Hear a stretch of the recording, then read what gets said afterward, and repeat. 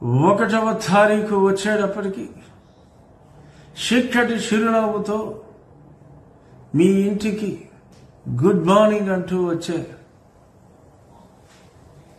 Volunteer నిన్న వచ్చాడా అని అందరినీ ప్రశ్నిస్తున్నా.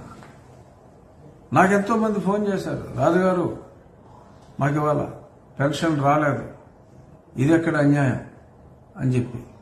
ఏంటంటే మీకు పెంచుతానన్నాడు కదా, పెన్షన్ కూడా రాబోతుంది ఏంటంటే, అదేనండి రాలేదు, నిన్నంతా ఎదురు చూసాం, ఫోన్ చేస్తే 2 రోజులు పడుతుందన్నారు. ఇవాళ కూడా రాలా.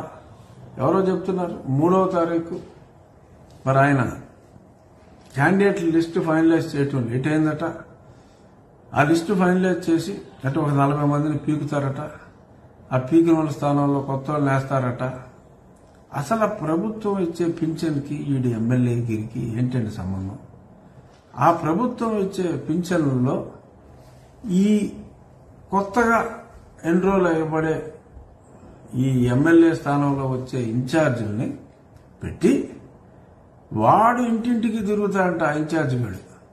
ఆ ఇన్ఛార్జి గారు ఇంటింటికి తిరిగి మరి ఈడు కూడా మరి చిక్కటి చిరునవ్వు ప్రాక్టీస్ చేస్తాడేమో నాకు తెలీదు. మరి వీడు ప్రాక్టీస్ చేసి ఆ వాలంటీర్లతో ఎన్ని కొంపలు తిరుగుతాడో తెలీదు. మరి అన్ని కొంపలు తిరిగి ఆడే ఇవ్వాలంటే అసలు ఈ పెన్షన్ ఎప్పుడు వస్తుందో దేవుడికి తెలియాలి. మరి ఇలాగ కేవలం తన వ్యక్తిగత పబ్లిసిటీ కోసం ఏదో సొంత డబ్బు ఇస్తున్నట్టు ఏదో బిల్డప్లు ఇచ్చుకుంటూ ప్రభుత్వ సొమ్ముని మరి ఈ రకంగా వ్యక్తిగత పబ్లిసిటీ కోసం వాడుకోవటం అనేది అత్యంత దారుణం.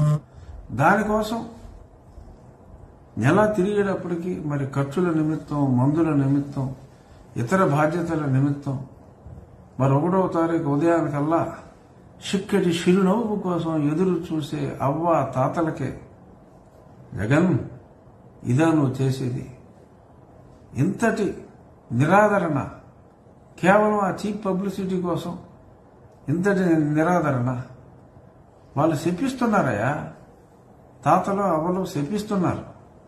వీడెక్కడ దొరికాడు మాకు, మా మనవడు లేకపోతే మా ఏదో అక్క శల్యమ్మలు అంటూ ఉంటారు కదా మీరు. మరి వాళ్ళందరూ కూడా ఇవాళ శపిస్తున్నారు.